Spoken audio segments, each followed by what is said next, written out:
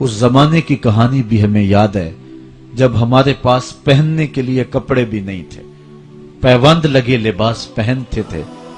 वो वक्त भी हमें याद है जब हमारे पास 2 घोड़े थे, 6 जिरहें थी, 8 तलवारें थी, 70 ऊंट थे, और हमारे मुकाबले के अंदर जो दुश्मन आया था उनके पास 100 जिरा पोश नौजवान था। 950 की तादाद के अंदर उनका लश्कर था। उनके पास गाने वाली रंडियां भी थीं और दादे ऐश देने वाले उनके पास नगमे और मिजराब भी थे। खाने पीने के सामान भी वाफर थे। इधर फाका मस्त लोग जिस खजूर को चूस के रोजा रखते थे उसी खजूर को चूस के रोजा इफ्तार करते थे। क्या बिलाल अमीर था? क्या सलमान फारसी अमीर था? क्या अबू जर गफारी किसी अमीर शख्स का नाम है? क्या बदन के ऊपर पैबंद लगे लिबास पहनने वाले वो फाका मस्त क्या उमरा की फहरिस्त में आते थे? हमें तो वो कहानी भी इस्लाम की गुर्बत की याद आती है कि जब उहद के अंदर 70 शहीदों के लाशें पड़े हुए हैं तो हजरत सफिया हुजूर की फुफ्फी अपने भाई हमजा के लिए 2 चादरें लेकर के कफन की आती है। तो हुजूर अलैहिस्सलाम ने फरमाया कि जिस कब्र में हमजा को दफन किया जाए उसी कब्र में मुसअब बिन उमैर को भी कफन दिया जाए और दफन किया जाए। और कहा मेरे चचा के लिए उसकी जो बहन मेरी फुफ्फो जो 2 चादरें ले आई है, कहा 1 चादर हम मुसअब बिन उमैर को देंगे। ये मुसअब बिन उमैर कौन है? तारीख पढ़ो, कितनी दिल आवेज तारीख है। मक्के में एक अमीर तरीन खातून है जिसके बेटे का नाम मुसअब है और वो अपने बेटे को इतना खूबसूरत लिबास पहनाती है और इतने खूबसूरत खुशबू और अतर उसको लगाती है कि मुसअब बिन उमैर जिन गलियों से गुजरते थे देर तक वो गलियां महकती रहती थी। लोग कहते थे यहां से मुसअब गुजर के गया होगा इसलिए ये गलियां महक रही हैं। अच्छा, फिर मुसअब पे नजर पड़ती है मेरे मोहम्मद अरबी की तो मुसअब बिन उमैर हुजूर की जुल्फों का असीर हो जाता है। मां काफिरा है, जब पता चलता है तो उसका लिबास भी छीन लेती है, सहूलतें और आसूदगियां भी वापस ले लेती है।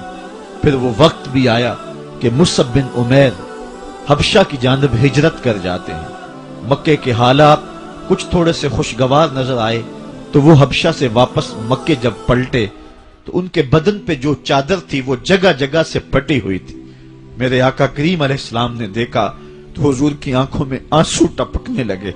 कहा ये वही मुसअब है जो इतना खुशपोश नौजवान था कि मैंने पूरे मक्के में इससे खूबसूरत लिबास पहनने वाला कोई दूसरा शख्स नहीं देखा, और आज मेरे मुसअब को पहनने के लिए जो चादर मुयस्सर है वो भी जगह जगह से फटी हुई है। ये इस्लाम की गुर्बत की कहानी है। और आज उहद में यही मुसअब बिन उमैर शहीद हो जाते हैं और उनके लिए कफन भी दस्तयाब नहीं है। हुजूर ने कहा जो मेरे चचा के लिए 2 चादरें लाई हैं उनमें से एक का कफन मुसअब को दे दो ना और दूसरी चादर से कफन मेरे चचा को दे दिया जाए। अच्छा, हजरत मुसअब के लिए बड़ी चादर रख दी गई और हजरत अमीर हमजा के लिए जो चादर थी वो छोटी थी। अगर सर ढांपते थे तो पांव नंगे हो जाते, अगर पांव ढांपते थे तो सर नंगा हो जाता। हुजूर ने फरमाया मेरे चचा का सर ढांप दो और पांव के ऊपर इज़खर नामी घास डाल दो। मैं ये इस्लाम की गुर्बत की कहानी तुम्हें सुना रहा हूं। जब मेरे रसूल के चचा के लिए पूरे कफन का टुकड़ा भी दस्तयाब नहीं था, इस्लाम उस वक्त भी इज्जत पा गया था। इस्लाम उस वक्त भी जलील नहीं था। इस्लाम उस वक्त भी सरबुलंद था और इस्लाम उस वक्त भी इज्जतों की मसनद पे था। ये इस्लाम का वो दौर है कि जब हुजूर मस्जिद नबवी से बाहर निकलते हैं तो आगे हजरत उमर व अबू बकर रज़ी अल्लाह ताला अन्हुमा खड़े हैं। चेहरे के ऊपर अजीब उदासी है।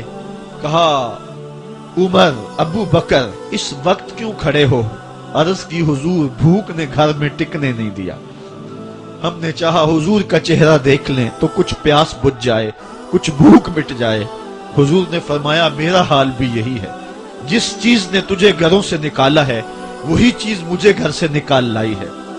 چلتے ہوئے حضرت ابو ایوب انصاری کے گھر کے قریب سے گزرے.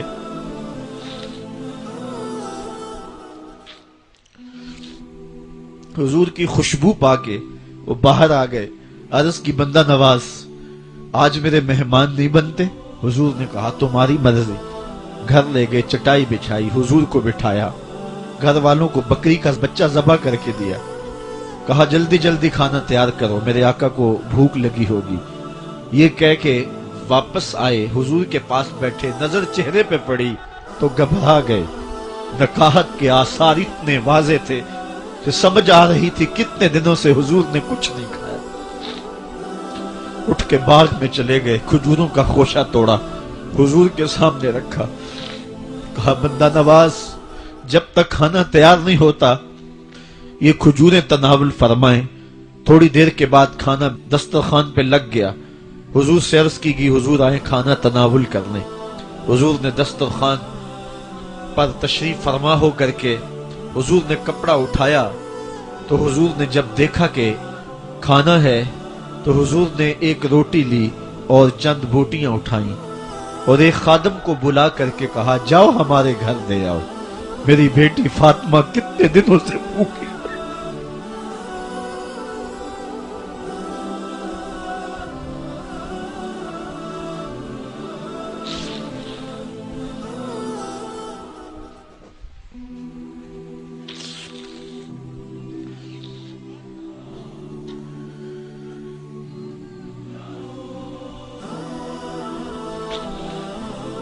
کہا جاؤ ہمارے گھر دے آؤ, میری فاطمہ کتنے دنوں سے بھوکی بیٹھی ہوئی.